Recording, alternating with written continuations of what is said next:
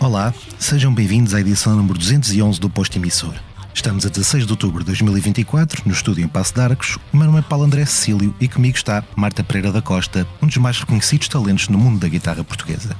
Nascida a 9 de setembro de 1982, é só a guitarra que se escuta naquele que é o primeiro álbum de fado a contar exclusivamente com uma guitarrista mulher, Fado de Amor, de 2012. Em 2023, o mundo descobriu-a através de uma participação nos icónicos Tiny Desk Concerts da NPR, a rádio pública norte-americana. No currículo, conta já com 2 discos a solo, um homónimo editado em 2016 e Sem Palavras, lançado este ano com o pianista Ivan Mellon Lewis. Marta, bem-vinda ao podcast da Blitz. Olá Paulo, muito obrigada pelo convite.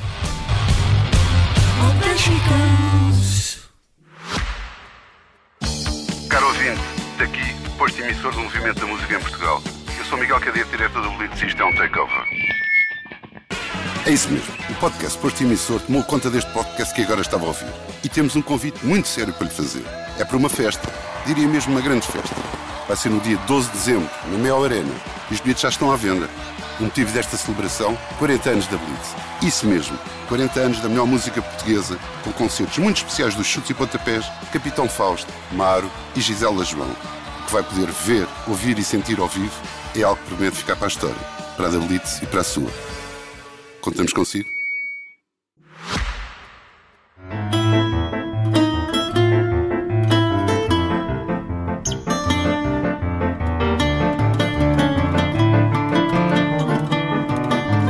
Marta, começaste a tocar piano aos 4 anos, passaste para a guitarra clássica depois. Fala-me sobre esta infância musical.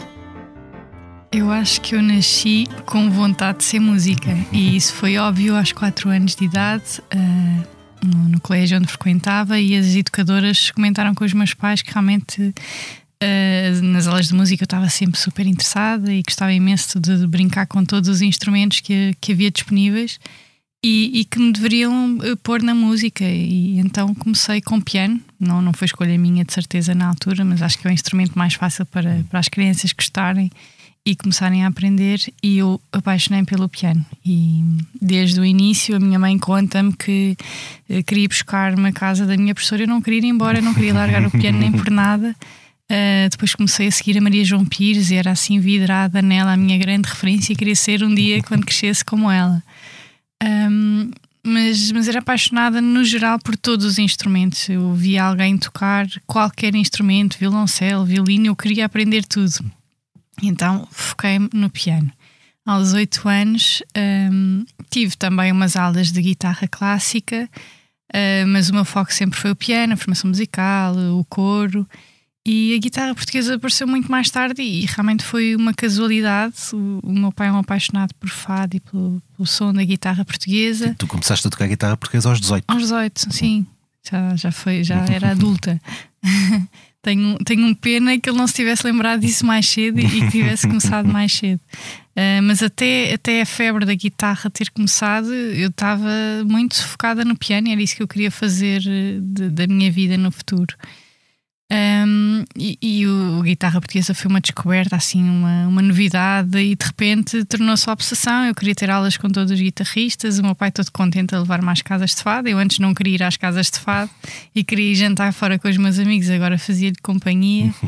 E então foi uma novidade tudo. E começou com uma brincadeira, começou mais um instrumento para descobrir. Eu tive a sorte de ter aulas com o Carlos Gonçalves, que foi guitarrista da Amália, uma lenda na história da guitarra portuguesa, compôs A Lágrima, por exemplo, e o facto de eu poder ter esse privilégio e de privar com ele fascinou-me, e quis aprender muito, quis aprender o mais possível. Quis estar nas casas de fado, onde estive também com o Fontes Rocha, que também foi guitarrista da Amália, Mário Pacheco, que desde o início, que achou muita graça uma miúda estar a querer conhecer a guitarra e a querer tocar nas casas de fado. Na altura, uma mulher a tocar guitarra portuguesa, imagino que hoje já não o seja, mas na altura era um conceito estranho. Exatamente.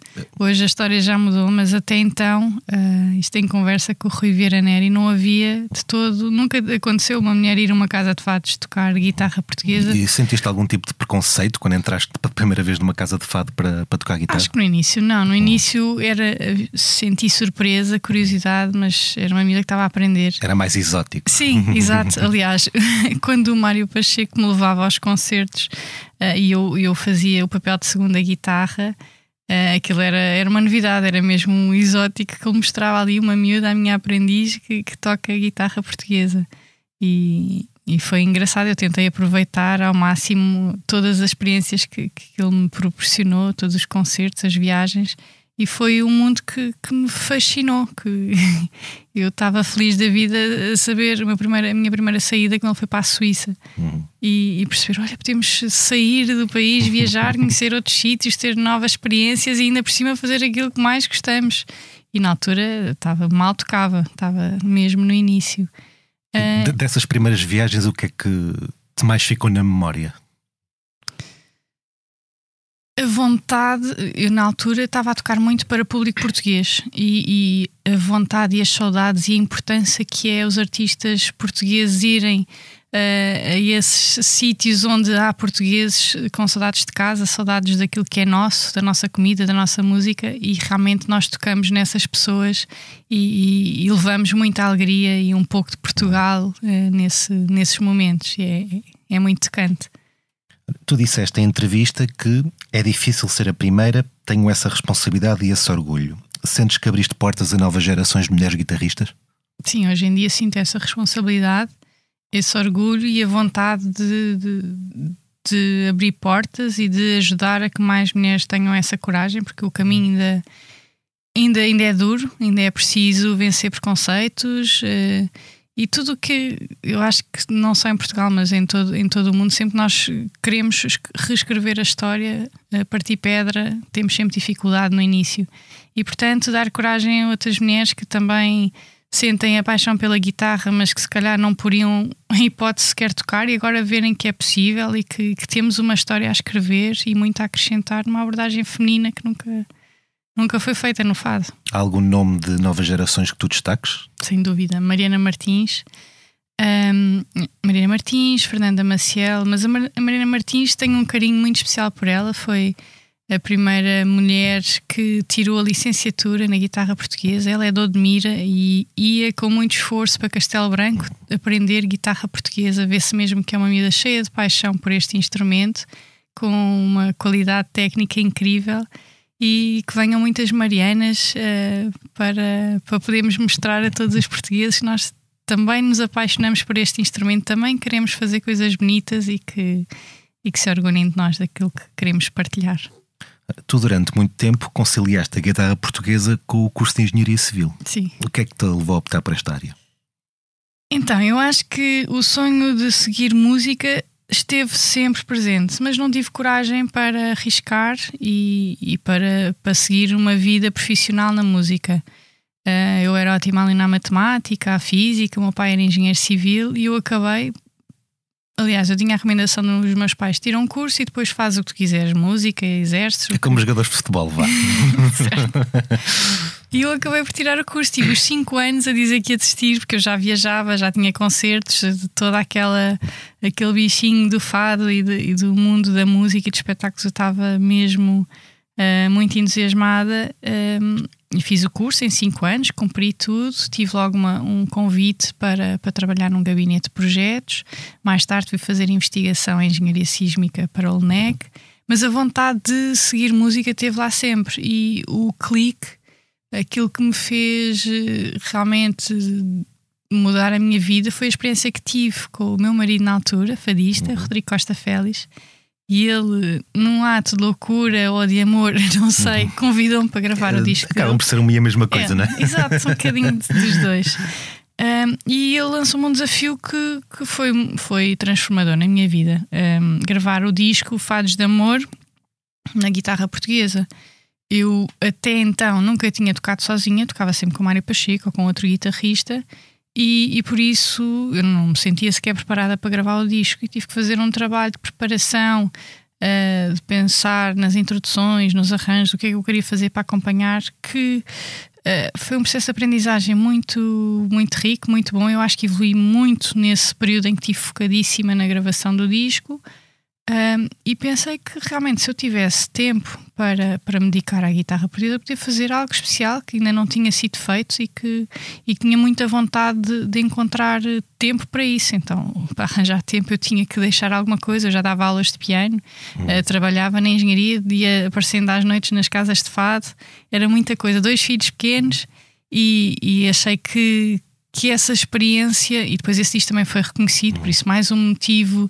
Não, vamos mesmo encontrar caminho para seguir falando este sonho. Propriamente desse disco, eu já queria voltar à engenharia, mas falando agora deste disco, já que o puxaste, como eu disse, é o primeiro disco de fado onde a guitarra é tocada exclusivamente por uma mulher. Queria perguntar-te sobre o teu estado de alma na altura em que o estavas a gravar. Era receio por seres a primeira ou era entusiasmo pelo mesmo motivo? Eu tinha um backup que era, se o disco não ficasse suficientemente bom, que um guitarrista profissional iria fazer o trabalho, e pronto, era uma experiência, ou seja, era um teste em que eu tinha que me pôr à prova. Eu dei tudo, o que tinha e o que não tinha, foi muita dedicação. Uma espécie de maqueta?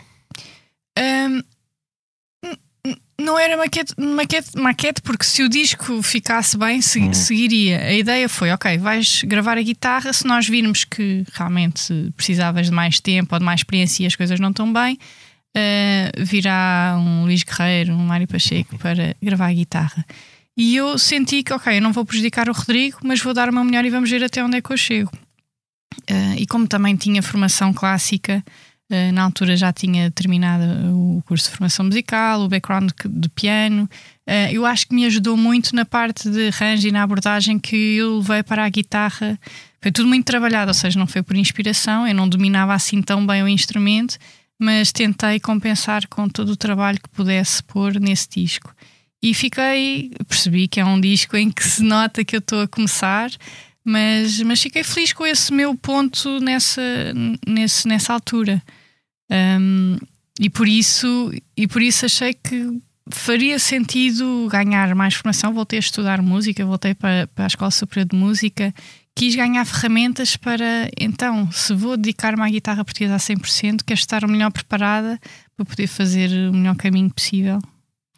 Voltando à engenharia, tu trabalhaste no Laboratório Nacional de Engenharia Civil. Sim. Há um artigo antigo sobre ti, onde é escrito que nessa altura estavas a investigar a resistência dos protótipos de alvenaria na sala de ensaios de Engenharia Sísmica e Dinâmica de Estruturas. Portanto, eu vou arriscar esta pergunta. Portugal está preparado para um sismo maior do que aquele que houve em setembro? Ai, engraçado, eu já nem me lembro dessa experiência que fiz lá na tal mesa sísmica, mas realmente também foram momentos muito bons. Não posso dizer que só a guitarra portuguesa e a música que interessa, mas realmente eu também de qualquer desafio eu empenho-me a 100% e também gostei muito da experiência do caminho que fiz como engenheira. Então, queres mesmo falar sobre isso? Bem, acho que é um tema que nos interessa a todos, e já que está aqui uma engenheira. É preocupante. Eu acho que eu andava um pouco desvairada na altura em que o meu pai também tem essa preocupação como engenheiro. Andava um pouco desvairada porque realmente os nossos edifícios estão muito mal preparados e portanto, tinha sempre medo se viesse um sismo que vinha tudo abaixo. Os prédios estão esburacados, as construções antigas não estão bem preparadas, o parque habitacional está... Bem, teria que ser reforçado, teria que haver um grande investimento que não é possível. Olha, eu acho que é melhor nós mudarmos de assunto e não vamos preocupar com quem nos ouvir. Pronto, foste engenheira, és guitarrista, aulas de música. Disseste há algum tempo que estas 3 profissões constituíam um desafio, uma paixão e um escape. Qual delas era o maior desafio, qual a maior paixão e qual o maior escape? Então... Paixão, sem dúvida, a guitarra. Quer dizer, isso é difícil distribuir essas 3. Engenharia é uma coisa mais técnica, mas também desafiante. Desafiante pela minha faceta de perfeccionista e de querer sempre dar o máximo em tudo. Tinha sempre o síndrome do impostor, achava sempre que Imagina se eu faço algum cálculo mal, a responsabilidade. Quantas noites é que passaste com os livros à tua frente? Esquece, muitas. Não, imagina, eu chegava dos fados, isto ainda quando estava a estudar, chegava dos fados e ia estudar, e estudava sempre a matéria à frente dos professores, para quando eu meio a dormir, os ouvisse, pronto, isto já me lembro, isto é familiar para mim.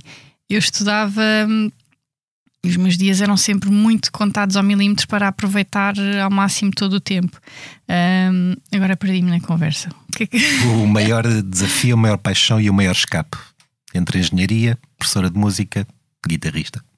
Eu acho que eu encaixo os três em cada uma dessas. Ou seja, professora de música, adoro partilhar aquilo que sei. Adorei, na altura da pandemia, poder ter esse escape e poder de alguma forma sentir-me útil e arranjar uma outra direção no meu trabalho, porque realmente eu estava numa fase cheia de concertos e tudo parou, e aquela adrenalina com que eu vinha, porque já tinha ido aos Estados Unidos em janeiro, ia fazer o Tiny Desk em março, né, em 2020, e de repente o que é que eu faço? Isto vai durar quanto tempo? E poder juntar um grupo de alunos, alunos em Portugal e nos Estados Unidos. Eu dava aulas online, foi um grande desafio. Um desafio, um escape e uma paixão, porque acho que é muito bom. Da mesma forma que eu fico feliz por receber os ensinamentos de quem tem esse dom e essa generosidade para partilhar, eu também procuro, dentro daquilo que eu sei, que é o que eu digo, eu não sei tudo, mas tudo aquilo que eu sei eu gosto de partilhar. E esses alunos, algum deles continuou o seu percurso na música, ou houve alguém que desistiu? Não consigo ter. Mas olha, vou dar uma curiosidade. Eu dei umas aulas, acho que foi nessa altura, de guitarra portuguesa à Amaro, a Mariana Seca. Ela veio para Portugal com vontade de aprender uma data de instrumentos, e um deles foi a guitarra portuguesa. E então tivemos. Realmente ela é incrível e muito dotada, porque eu pegava na guitarra e de repente fazia magia com a guitarra. Ora, em 2014 tu foste distinguida pela Fundação Amália Rodrigues com o Prémio Instrumentista. O que é que significou este prémio? Eu fiquei muito feliz por receber esse prémio. Assim, honestamente, eu até achei que era muito prematuro, mas ao mesmo tempo um sinal de confiança? Sim, de confiança. Olha, valorizamos aquilo que tu estás a fazer agora, força, continua e continua com mais vontade. Tens aqui um prémio. Claro que nem me passava pela cabeça receber um prémio. Achei que iria receber um prémio lá para os 50 anos, quando já tivesse mata de discos e mais feitos. Mas encarei isso com muita responsabilidade e muita vontade de merecer esse prémio, de fazer por merecer esse prémio. E pronto, e este é o meu lema: é dar sempre tudo, aprender o máximo, partilhar, dar tudo em cada concerto, em cada desafio, meto o meu sangue. No ano seguinte, tu tiveste o projeto Brincar aos Fados, que foi inspirado pelos teus filhos, que tinha como objetivo levar a fados mais novos. Sim. Objetivo cumprido? Cumpridíssimo. É engraçado, eu em conversa com o Rodrigo, depois do primeiro disco ter saído, isto é um projeto dele, uma ideia dele, um sonho dele, e acho que desta forma as crianças podem cantar letras acessíveis para a idade deles, para a vida deles, que eles não estarem a cantar coisas de sofrimento, não faz sentido. Sim, pois. E eu comentava ao Rodrigo, mas eu acho que falta aqui um refrão, nós estão a cantar fados tradicionais, é giro eles terem contacto com os fados tradicionais, com letras mais infantis, mas se calhar o refrão ajudava a que os miúdos decorassem melhor as músicas e as letras. Não, olha, os nossos filhos mínimos, eles já sabem, tens a certeza, então pusemos-los a cantar. Eu nunca os tinha ouvido cantar, e eles cantaram do princípio ao fim, a fazer gestos, a dançar, e por isso acho que foi um projeto incrível. Que bom poder também ter feito parte dessa Houve história. alguma criança que se tenha chegado à tua beira e tenha dito quero ser fadista? Não, mas lembro de apresentarmos o disco no Museu do Fado, e é giro ver a quantidade de crianças que estavam ali à frente a assistir, interessados, e a ter contacto com o fado tradicional. É muito interessante. Em 2016 editaste o teu primeiro álbum a solo, que é um disco homónimo. Eu pergunto se a escolha do teu próprio nome para título foi uma forma de vincares a tua identidade. Olha, sinceramente, Eu acho que era uma forma assim de me apresentar. Eu sou péssima a dar nomes às músicas, aos discos. Eu tenho várias músicas sem nome. Pergunto nos concertos: olha, no final tem aqui um QR Code para darem a vossa sugestão, que esta música não tem nome. E realmente com o disco. E tem resultado? Recebemos alguns nomes bastante interessantes. Há uma que eu ainda nem sequer registrei, toquei em Aveiro e estava a pensar que tenho que dar nome a esta música. Pedi a toda a gente para fazer, tenho ainda a lista, ainda não escolhi o nome. Eu acho que sim, no primeiro disco eu estou-me a apresentar ao público, ao meio da música e mencionar o meu nome é a melhor forma de me apresentar. E depois também porque realmente não encontrei nenhum nome que conseguisse passar aquilo que eu queria no primeiro disco. Eu acho que o primeiro disco sou eu, são as minhas composições, são as minhas referências, são as pessoas que admiro e com quem tinha tido contacto até então, e poder ter o privilégio de juntá-las neste primeiro disco foi muito bom. Convidei desde o Rui Veloso à Dulce Pontes, ao Camané. Sim, seria a minha próxima pergunta. Como então, é que foi chegar até cada um deles? Como é que se deu esses convites? Eu já tinha tido contacto com todos. O Camané sempre foi a minha grande referência no fado. Lembro-me ainda antes de tocar guitarra, foi o primeiro fadista que me chamou a atenção. Porquê? Porque canta sem mérito para todos os outros, mas eu acho que canta como toca-me de uma maneira, a maneira dele cantar, de interpretar aquilo, vem de dentro, vem de uma forma tão marcante e tão especial, arrepiante mesmo. Portanto, ainda sem conhecer bem o fado, foi logo o fadista que mais me marcou, e eu queria muito tê-lo no meu primeiro disco. Já tinha tocado com ele no momento em que o Mário Pacheco também o acompanhou, e portanto já tinha privado com ele várias vezes. Achei, vou lançar o desafio, e se é para gravar um fado tradicional, que seja com a pessoa que mais me marca. O Rui Veloso também foi sempre, da minha infância, de quando tocava viola, também foi sempre uma grande referência. A Dulce Pontes, a voz feminina, a voz feminina e compositora, tem músicas incríveis, e todo o percurso dela pelo mundo é marcante. Eu tive a sorte de poder tocar com ela depois no seguimento desse disco vários anos, e era uma pessoa que me enche de orgulho e que leva o nosso nome.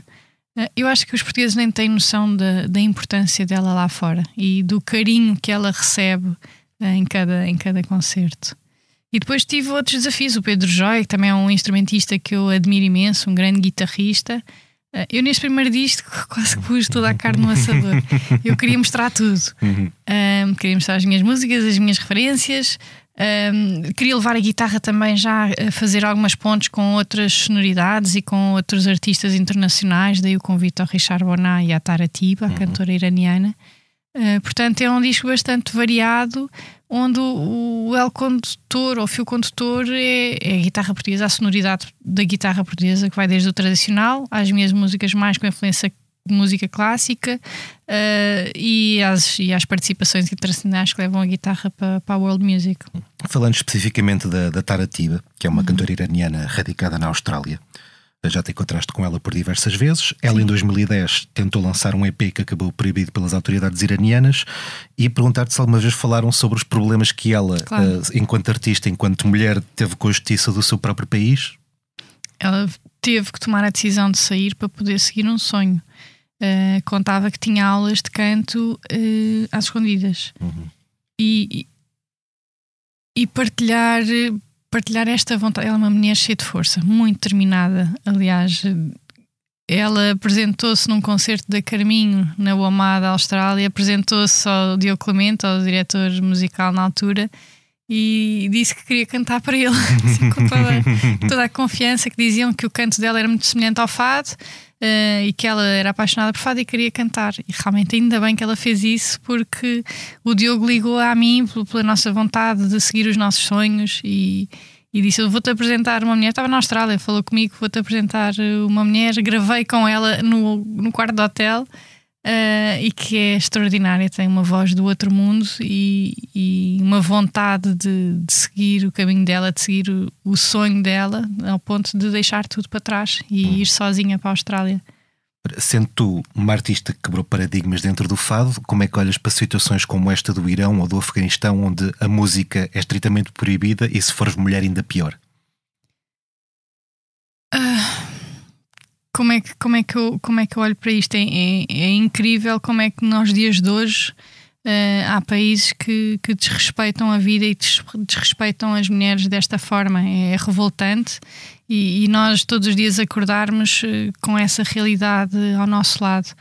A realidade muda-se com o tempo e com muita luta, com sacrifício de muitas, e eu espero sempre dar a voz pelas oportunidades das mulheres e pela igualdade dos direitos, e tento fazer aquilo que está ao meu alcance, mas é revoltante e sinto-me impotente ao mesmo tempo com as atrocidades que acontecem no mundo,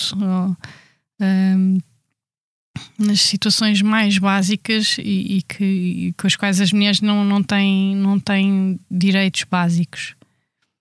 Disseste em 2015: gostava de um dia ter uma escola de música acessível a todas as crianças, baseada na partilha de experiências reais dos vários géneros musicais.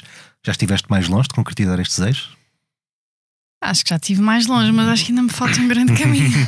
Se eu conseguir apoios para fazer isso, é sem dúvida um desejo muito grande de levar a música às crianças. É isso que falta, apoios? Eu penso que sim, porque vontade está cá toda, a capacidade para juntar a equipa também, e acho muito importante e muito necessário. Já há várias iniciativas, mas também vou querer construir a minha. E vou ficar muito feliz quando conseguir concretizar esse sonho de levar a música a crianças que não podem ter música, e a música é transformadora para todas as pessoas, todas as crianças, e eu acho que é nas crianças, na educação, que nós vamos transformar o mundo. Por isso é aí que nós temos que investir, na música, no ensino, dar oportunidades às nossas crianças para se tornarem os melhores adultos possíveis. Passando para o teu novo álbum, que se chama Sem Palavras, que nasce do teu encontro com o pianista Ivan Melon-Lewis. Ivan ou Ivan? Ivan. Melon. Como é que se processou este encontro? Então, foi através da Taratiba.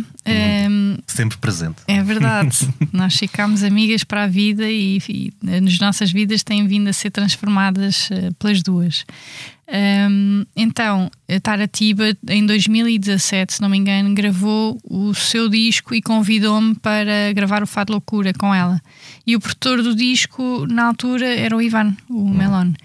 E eu na altura nem tinha bem a noção de que ele já tinha tocado com o Buica, que era um artista fantástico, mas houve uma conexão humana muito boa, e foi muito especial. E gravámos o disco, ele gostou muito daquilo que eu fiz, e mantivemos contacto, como mantenho contacto com a Tara, que está na Austrália. Portanto, volta e meia de manhã falamos para encontrar ali uma hora que dá para as duas falarem. E mantive o contacto com o Melon, e eu tenho ideia dele me ir mostrando os discos, eu ir comentando os discos que ele entretanto gravou, está sempre em grande produção. E eu disse: também quero fazer uma coisa contigo, temos que gravar qualquer coisa juntos, já nos conhecemos, já tivemos este encontro. E ele: sim, que giro, vamos fazer isso. Mas o tempo passava e realmente, quer dizer, era uma vontade, mas eu ao mesmo tempo também tinha um pouco de vergonha, pensar se cá tenho que crescer um bocadinho mais. E agora estou aqui a pedir a este pianista fantástico para gravar um disco, ele que ganha de lata. E portanto, quando eu cheguei à conclusão de que queria gravar um disco muito diferente do primeiro, um disco mais intimista, um disco onde eu não tivesse todo o fogo de artifício, porque no outro era o quinteto, era o acordeão, as cordas, os sopros, etc. Isto é um disco muito simples, onde a guitarra portuguesa pudesse não ter distrações, e achei que o piano, outro instrumento que eu amo de paixão, podia servir muito bem para casar com a guitarra portuguesa. E achei que era um desafio juntar estes dois instrumentos, que são os instrumentos mais familiares. E depois a oportunidade de o convidar surgiu de forma espontânea. Por que não? Foi assim um vibe, um feeling. Vou-lhe fazer o convite. E fiz o convite e ele adorou, disse: claro que sim, só vou ter agora uma altura complicada, mas manda-me os temas. E trabalhámos à distância. Estive em Madrid 3 dias a trabalhar os temas com ele, e realmente eu até fiquei assustada, porque eu acho que vim para casa trabalhar, porque ele é brilhante, ele ouve um tema, entende o tema, aquilo para ele é muito fácil e de repente toca. Eu, mas como assim? Como é que tu vais tocar o tema à segunda? Ouviste, fez lá uns rabiscos na folha. Mas... É esse género de pessoas que alimenta o teu perfeccionismo também? Pai, mete muita pressão, mas ao mesmo tempo eu acho que é muito bom nós termos pessoas brilhantes que puxem por nós e que nos façam crescer. Eu não quero ficar parada, não quero sempre aprender mais, quero se tornar-me cada vez melhor. Acho que tenho tanto para aprender, esta ansiedade de achar que nunca chega, mas ao mesmo tempo também não sou assim tão insatisfeita e gosto do caminho, gosto do processo e adorei estar com ele fez abordagens incríveis. E depois, quando nos voltámos a juntar para gravar, realmente é muito importante tu teres uma empatia humana com a pessoa com quem tocas. Faz magia.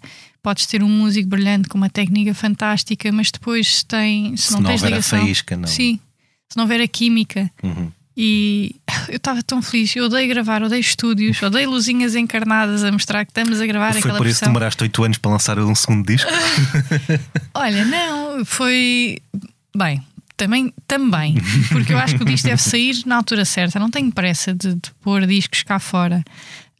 E porque aprendi muito nesses 8 anos, acho que precisava de ter esse crescimento.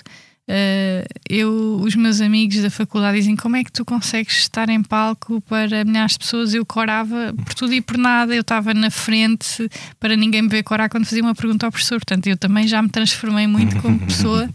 E esses 8 anos fizeram-me crescer muito e portanto acho que o disco saiu na altura certa.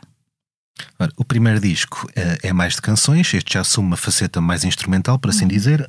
A ausência da palavra cantada tira sentimento ao fado ou esse sentimento é permanente?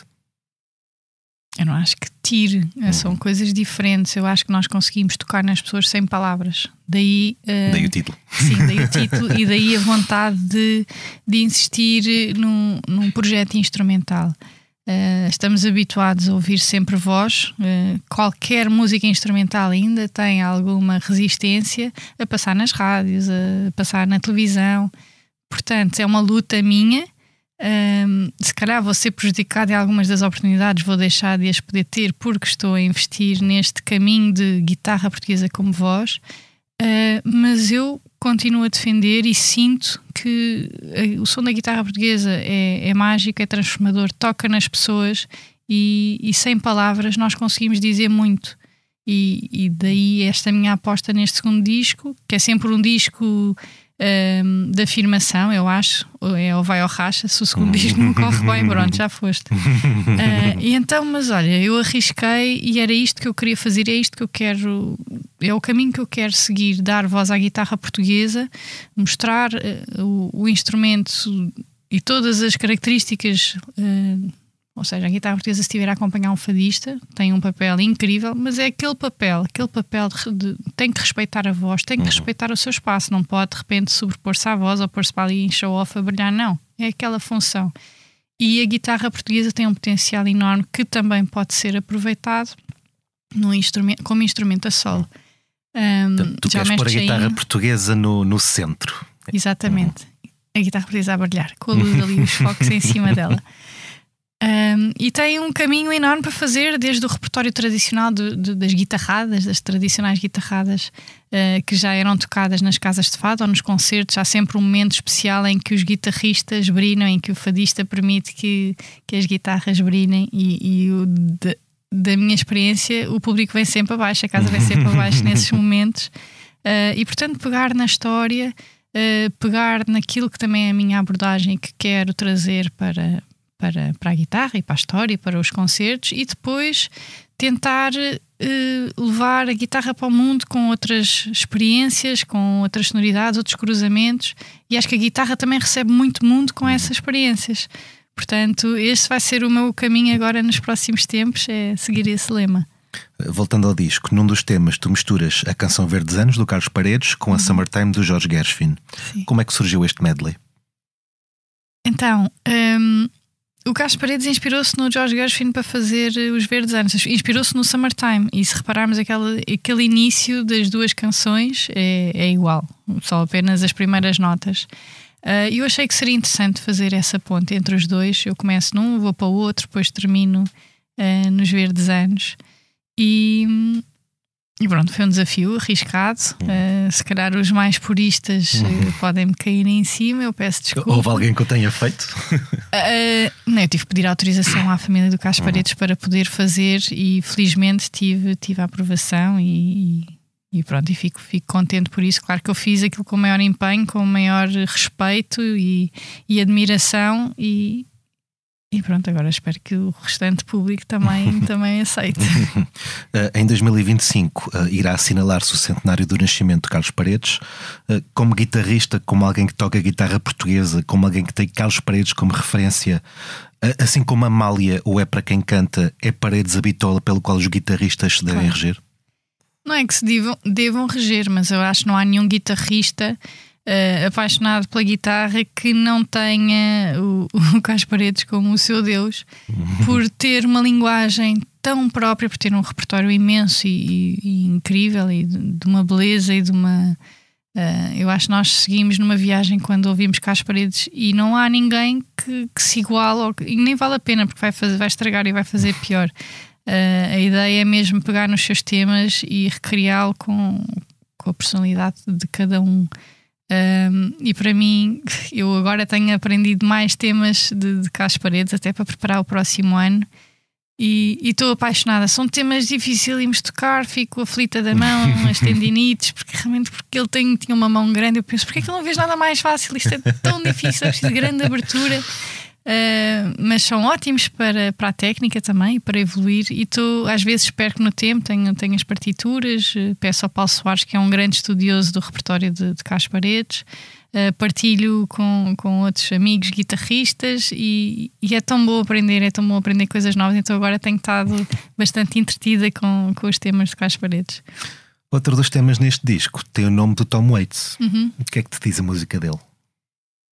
Então, mas essa música não é minha, essa música é do António Pinho Vargas e é uma composição que existe para piano. É uma composição que existe para piano que se chama Tom Waits e eu achei muito interessante trazer o repertório do piano para a guitarra portuguesa.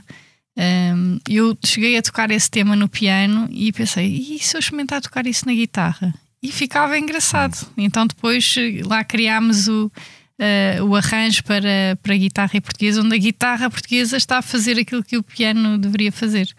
Mas nunca ouviste o Tom Waits então? Eu vi, sim. Daí a pergunta. Adoro a voz do Tom Waits, mas eu por acaso eu nunca fui investigar porque é que esse tema se chama Tom Waits. Eu devia perguntar, realmente eu não sei porquê. Estou a assumir que seja por causa dele, não é? Sim, imagino que sim. Mas por acaso não sei se é inspirado em alguma música. Isso não sei, podia perguntar ao António Pinho Vargas. Ora, fora do Tom Waits, tu és fã Michael Bublé dos Queen. Sim. Para além do fado, que outros artistas é que te entram no goto? Tirando estes dois que já mencionei. Bem, então eu gosto de tantos géneros musicais diferentes. Eu adorava Nirvana, Green Day, Offspring, assim mais pesados. E depois Chico Buarque, Caetano, Veloso. Houve uma altura em que só ouvia música brasileira. Elis Regina, mas depois adoro música cubana. Aliás, o meu disco preferido de sempre é o Lágrimas Negras, que é com o pianista Bebo Valdés, que é um pianista cubano, e um cantor ritano, que é o Diego El Cigala. Gosto muito de guitarra flamenca, do Vicente Amigo. Adoro música clássica, isso está sempre. E, por exemplo, os temas do Ennio Morricone, também sou apaixonada pelas composições dele. Eu acho que, bem, e podia continuar. Música portuguesa, adoro música portuguesa, claro. Jorge Palma, Rui Veloso, foi o que eu cresci a tocar tanto no piano como na guitarra portuguesa, esses dois grandes artistas. Eu sei que não costumas ver muita televisão. Verdade. Há um canal que sei que acompanhas por vezes. Qual é que foi o último grande concerto que viste no Meso? Olha, já não vejo há muito tempo. De onde é que tu sacaste isso? Já deve ter sido há muito tempo. O bom jornalista não revela as suas fontes. Exato, pronto, vou ficar sem saber. Mas já não me lembro de qualquer coisa de jazz. Jazz é uma luta minha. Ou seja, eu como aprendi música clássica e pego numa pauta e consigo ler aquilo com muita facilidade, o jazz para mim é um bicho de 7 cabeças, porque não tive formação de jazz. Porque o objetivo não é ler uma pauta, é improvisar. É improvisar, é fazer. E para mim aquilo parece-me tudo tão aleatório. Eu até tenho vergonha de dizer isto aqui. Mas então eu tento ouvir para ver se me fica mais familiar. E comendo com os meus amigos músicos. Uma palavra nova que eu inventei. Os meus amigos músicos do mundo de jazz e que também tocam comigo e peço para eles me mandarem coisas que eu quero aprender, quero tentar que isso não seja um bicho de 7 cabeças. Estou sempre, eles puxam por mim para improvisar. Agora vamos criar aqui um bloco para improvisar aqui dentro deste tema. Eu, ok, fazemos isso nos ensaios, mas depois nos concertos eu logo decido se vamos abrir para solos ou não. Que disco de jazz é que tu destacas dos que já ouviste? Chet Baker. Gosto muito. Submeteste sem palavras à consideração dos prémios Grammy e dos Grammy Latinos. Uma eventual nomeação e quem sabe uma eventual vitória significará a consagração de Marta Pereira da Costa? Isso é uma brincadeira. Nem fui eu que fiz isto, foi a minha editora a espanhola Cézanne Producciones, deve ser assim, que já trabalhou com muitos discos premiados, com muitos artistas que já ganharam tanto Grammys como Grammys latinos e quis propor, claro que eu fiquei toda contente, mas não estou com qualquer expectativa. Acho que passa mais por dar a conhecer, é uma oportunidade de dar a conhecer a outros membros votantes e dar a conhecer a minha música, tentar alargar o máximo possível o público. O feedback tem sido muito bom e só isso para mim já é uma vitória enorme. As pessoas dizerem que realmente o disco é fantástico, que gostaram muito e que o arranjo com o Meloni e com a guitarra portuguesa. E então o produtor não, como é que se diz? Foi o dono do estúdio e o da label. Está contentíssimo. Vamos agora a Miami aos Latin Grammys. Claro que o meu disco já nem passou para a fase seguinte, agora estamos só na fase na competição dos Grammys, porque há a competição Latin Grammys e a competição dos Grammys. Nos Grammys terminou ontem as votações, mas independentemente do disco passar para a frente nos Latin Grammys, nós decidimos ir até lá, sentir todo o ambiente, fazer ligações com outros músicos e levar sempre a guitarra portuguesa mais longe.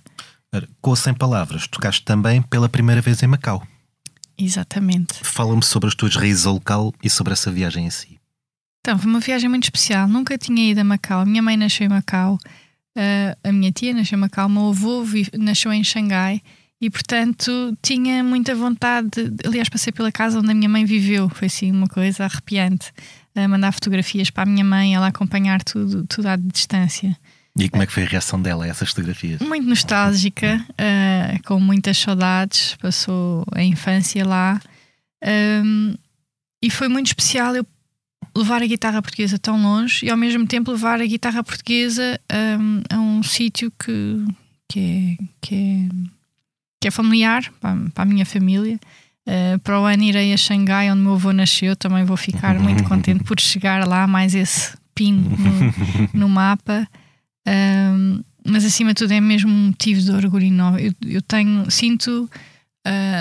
este sentimento patriótico de uau, eu cada vez que estou num palco eu estou a levar a guitarra portuguesa, estou a falar do meu país porque acabo por falar, estou a falar da cultura e é muito bom conquistarmos o mundo através da música.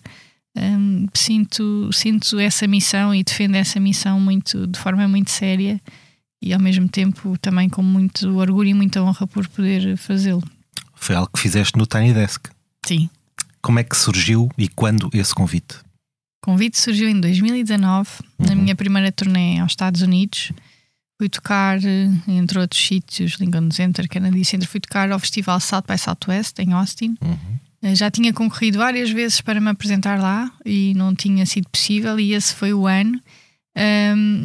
E preparei muito aí, ele foi o quinteto, eu quis levar a equipa toda, foi um investimento gigante para chegarmos lá e podermos apresentar-nos lá na máxima força, mas estava com muita esperança de que queria ser uma ótima oportunidade, eu tinha que aproveitá-la. Então fiz muitos contactos para trazer promotores para os meus concertos. Aquilo é uma guerra, estão todos a querer que as pessoas que contratam e que programam que assistam aos seus 30 minutos ou 20 minutos de fama. Tentei a minha sorte também, trabalhei muito antes de ir E realmente o Félix Contreras, que é um dos programadores do Tiny Desk, assistiu ao meu segundo concerto. E no final do concerto isso gostou muito e deu-me um cartão. Eu não sabia quem ele era até ver o cartão com o Tiny Desk. Eu fiquei, disse bem, parecia que uma corrente elétrica passou pelo meu corpo. Eu, really? Oh, I loved it. Parecia uma totó, mas fiquei tão contente. E depois planeámos para 2020. Ainda fui a Nova York ao festival, à Feira de Música IPEP, também trabalhar com outros promotores e a planear o regresso em março para mais uma turnê, que seria quando passava por Washington para tocar no Tiny Desk. E pronto, a pandemia travou-me aqui as viagens e deixou uma data de concertos entre esse tudo suspenso. Ora, imagino que tenha sido o Félix Contreras a escrevê-lo na legenda do vídeo do concerto no Tiny Desk. Há uma frase que eu achei muito interessante, que foi: quis ouvir a técnica da Marta Pereira da Costa sem um público barulhento à volta. Eu pergunto se já tiveste de lidar muitas vezes com públicos que porventura estão mais interessados em conversar do que propriamente a ver um concerto. É muito duro, também já estive. Há de tudo, mas também já levámos com esses. Um exemplo mais negativo. Então, também já fui contratada para fazer música de fundo. Fazer música de fundo é mau. Sinceramente é mau. Mas acabamos, como é que eu te posso dizer? Às vezes estamos um bocado a tocar para nós. A tocar para nós era ok, tenho pena que as pessoas não estejam a aproveitar ou a valorizar aquilo que estamos a fazer, mas vamos encarar isto como um ensaio pago. Ok, vamos aqui trabalhar os temas e tocar, mas não é muito bom. Mas eu acho que faz parte do crescimento. Um momento em que tu tenhas estado em palco e tenhas pensado: quem me dera poder dar com a guitarra na cabeça da gente não se cala. Em palco isso nunca aconteceu. Mas se calhar em eventos, mais em eventos em que as pessoas estão mais para o croquete ou para beber um copo, aí sim, acho que se calhar também não foi bem intencionado pela agência querer propor uma música portuguesa, guitarra portuguesa, mas se calhar não era o tocado para esses momentos. Acho que a guitarra portuguesa tem que ser ouvida em silêncio. Pode ser um curto período de atuação, mas nesse momento as pessoas têm que estar atentas. Quanto ao convite para tocar na ONU? Uau, sim. O convite para tocar na ONU nos 50 anos do 25 de Abril também foi assim um daqueles convites muito, muito importantes e que eu só pensei: espero ter dedos para merecer esta honra e estar naquela sala onde se discutem os assuntos do mundo, com uma sala emblemática, e poder levar a guitarra portuguesa. A Carminho tinha estado lá umas semanas antes também a cantar, e fui sozinha, não levei banda, não levei nada. Fui eu e a guitarra portuguesa tocar temas que arranjei, temas relacionados com o 25 de Abril, algumas composições minhas, os Verdes Anos, claro. E foi muito marcante. Foi muito especial. Conheceste algum dos diplomatas que lá representou o seu país? Sim, e que, não me peças nomes agora. Mas sim, que no final falaram comigo e que gostaram muito. E é sempre bom receber esse carinho, esse feedback. A música poderia salvar o mundo e permitir a harmonia entre povos se a deixassem? Sem dúvida, sem dúvida. Eu acho que a música é universal, não tem fronteiras, não tem palavras, e toca no coração de todas as pessoas, e a música é transformadora. Era muito importante que houvesse mais música na ONU. Também. Ora, tu participaste recentemente no concerto de despedida do António Cheinho, a 13 de setembro. Que legado é que ele nos deixa? Bem, ele deixa um caminho louvável, um caminho brilhante também de... ele é um embaixador da guitarra portuguesa no mundo também. Quer dizer, ele é a minha inspiração. É uma grande inspiração para mim, no sentido em que ele também dá voz à guitarra e também a leva mais longe como instrumento. Tem um repertório gigante de composições suas que eu agora tive que aprender. E portanto eu olho muito para o caminho dele e quero seguir os passos dele. Esse concerto foi um concerto muito emotivo, muito especial. Realmente ele merece todo o carinho dos portugueses, dos lisboetas, de todos os portugueses pela dedicação dele, pela humildade dele, pela entrega dele à guitarra e à missão dele, que foi também tocar este instrumento pelo mundo e poder receber aquele carinho todo das pessoas e eu poder estar ao lado dele e poder preparar esse concerto com ele foi um privilégio muito, muito grande, muito especial. Para terminar esta secção, tu disseste recentemente também numa entrevista: a sonoridade da guitarra portuguesa é intemporal, mas podemos melhorá-la, experimentar coisas novas, novas ligações. Pergunto, para onde é que vês a guitarra portuguesa a caminhar nos próximos anos? Eu acho que há tantos caminhos possíveis. Não acho que haja um só caminho. Aliás, a guitarra portuguesa está a seguir vários caminhos. Há experiências com DJ, há experiências com outros géneros musicais e eu acho que a guitarra não perde a identidade, mas a identidade está lá sempre e eu acho que isso não há esse risco de perder a identidade da guitarra portuguesa e portanto temos o mundo todo para descobrir e para experimentar, não? Eu apoio todas essas inovações, fusões e porque realmente a guitarra portuguesa não se perde e ganha espaço em tudo o resto.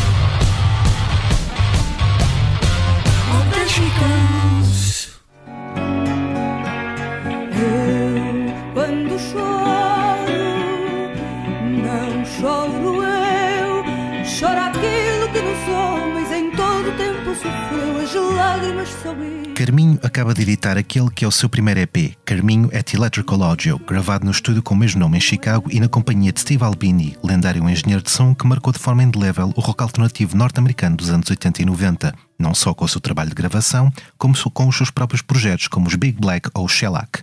Estas sessões remontam a 10 de outubro de 2023, data em que Albini acolheu a artista portuguesa quando esta se encontrava em digressão pelos Estados Unidos, e resultaram em 4 faixas, uma delas uma versão de Os Argonautas de Caetano Veloso. Sobre este trabalho, Carminho afirmou que quem trabalhou com Steve Albini sabe da sua humilde autenticidade e dedicação à perfeição do som cru. Ele fez com que as gravações soassem como se estivéssemos a atuar numa casa de fado em Lisboa.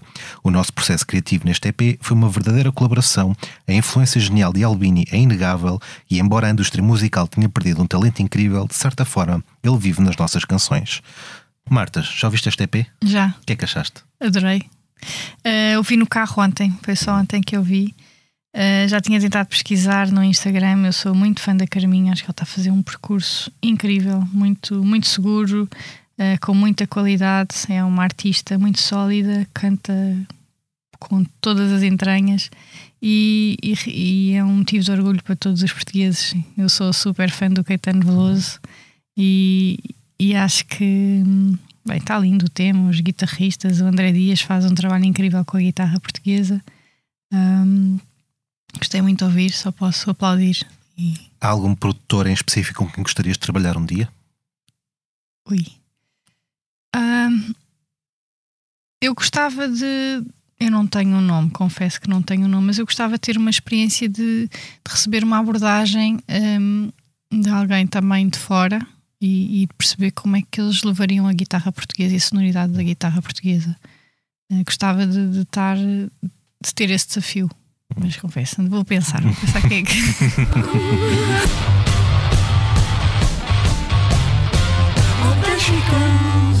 Senhor extraterrestre viu-se um pouco atrapalhado, quis falar mas disse pi, estava mal sintonizado. Mexeu lá no botãozinho e pôde contar-me então que tinha sido multado por terem apanhado sem carta de condução.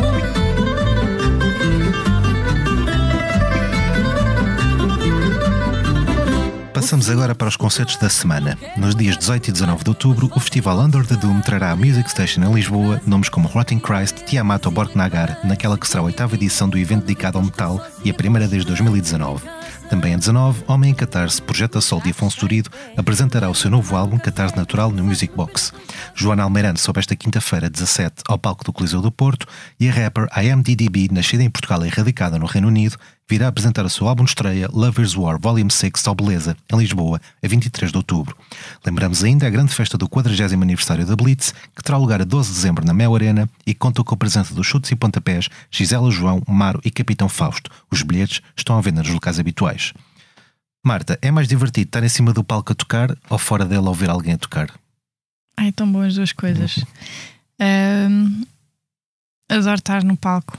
É engraçado como é que uma pessoa tão tímida e que era tão bicho de mato odeia estúdios, mas realmente o palco é aquela partilha verdadeira. Não há takes 2, não há efeitos, não há correções, é aquilo.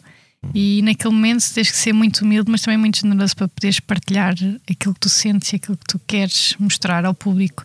E eu gosto muito de estar no palco, aprendi a gostar. Antes sofria imenso, ficar mal a barriga, não dormia de véspera. Que é transversal a quase todas as músicas. Mas eu acho que eu sofria muito. Houve uma vez que me chamaram, eu estava na casa de banho, não conseguia sair nem por nada, e eu estava a ouvir o meu nome e eu agora, o que é que eu faço? Socorro. Mal. Mas também é tão bom, por exemplo, ir a uma casa de fados e ouvir os fadistas, ouvir os guitarristas e ver um grande concerto com mega produção e ver bolas. Tudo que tem a ver com música, participar, receber, é onde eu estou mais feliz. Então, faço esta pergunta então em duas partes. Qual é que foi o último grande concerto que tu deste? E qual é que foi o último grande concerto que tu viste? Em relação à primeira, aquele concerto em que tu sais do palco e sentes, epá, este foi genuinamente bom. É o que eu te estava a dizer, como eu estou com memória de Dória, de certeza que eu não vou dizer mesmo o melhor em cada uma das situações, mas eu gostei muito do lançamento do disco que fiz no Porto, na Casa da Música. Foi um concerto que nós preparámos com muito tempo, foi um concerto muito preparado. Foi assim a primeira vez que já tinha tocado em Madrid com Melon em 2 concertos, mas apresentar-me em Portugal numa sala grande e mostrar um novo trabalho, toda a pressão que há sobre isso, toda a vontade de mostrar, olha, nós preparámos isto foi bem trabalhado, a parte da dança com o coreógrafo, com Henrique Pérez Escâncio, com o canteiro, e o feedback das pessoas mostrou isso, mostrou que realmente, pronto, já passaram uns anos, estou a fazer o meu caminho, estou a crescer e foi assim o concerto que eu gostei mais, por tudo, pela pressão, pelo desafio, pela reação do público. Tive várias ovações até a meio do concerto. Eu não sabia se ia levantar, se não ia levantar, mas é só no fim, não vou levantar agora.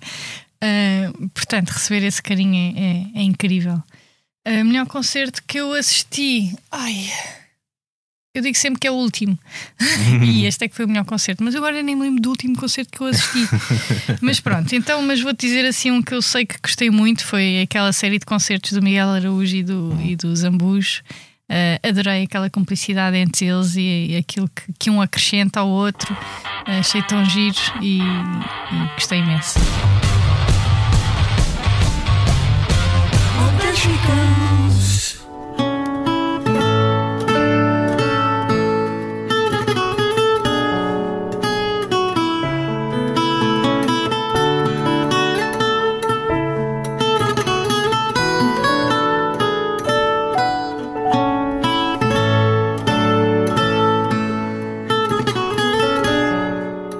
Chegamos assim ao final de mais um posto emissor. Muito obrigado à Marta Pereira da Costa por se ter juntado a nós. No meu nome é Paulo André Cecílio. Os temas de abertura e conclusão são da autoria de Legendary Tiger Man e a sonoplastia e edição multimédia esteve a cargo de Tomás Delfim. Como de costume, terminamos com uma breve leitura à escolha do convidado. Marta, faz à vontade. Obrigada, Paulo. Também gostei muito da nossa conversa. Meus amigos, escolho pela pupila. Meus amigos são todos assim. Metade loucura, metade santidade. Escolho-os não pela pele, mas pela pupila, que tem de ter brilho questionador e tonalidade inquietante. Deles não quero resposta, quero meu avesso. Que me tragam dúvidas, angústias e aguentem o que há de pior em mim. Para isso, só sendo louco. Louco que se acocora e espera a chegada da lua cheia. Ou que espera o fim da madrugada só para ver o nascer do sol. Quero os santos para que não duvidem das diferenças e peçam perdão pelas próprias injustiças cometidas. Escolho meus amigos pela cara lavada e pela alma exposta. Não quero só o ombro, quero também a alegria. Amigo que não ri junto, não sabe sofrer junto. Meus amigos são todos assim. Metade graça, metade seriedade. Não quero risos previsíveis, nem choros piedosos. Pena não tenho nem de mim mesmo e a risada só ofereço ao acaso. Portanto, portanto, quero amigos sérios, daqueles que fazem da realidade sua fonte de aprendizagem, mas lutam para que a fantasia vença. Não quero amigos adultos chatos. Quero-os metade infância, metade velhice. Crianças, para que não esqueçam o valor do vento no rosto. Velhos, para que nunca tenham pressa. Meus amigos são todos assim, metade loucura, metade santidade. Escolho-os não pela pele, mas pela pupila, que tem que ter cor no presente e forma no futuro. Sérgio Antunes de Freitas.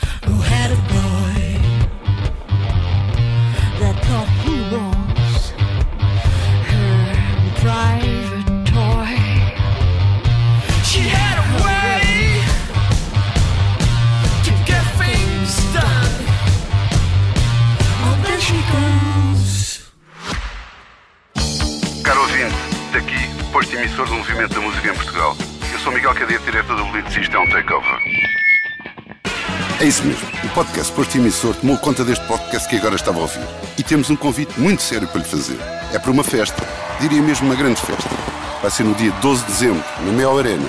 E os bilhetes já estão à venda. O motivo desta celebração, 40 anos da Blitz. Isso mesmo, 40 anos da melhor música portuguesa, com concertos muito especiais dos Chutes e Pontapés, Capitão Fausto, Maro e Gisela João. O que vai poder ver, ouvir e sentir ao vivo é algo que promete ficar para a história, para a da Blitz e para a sua. Contamos consigo?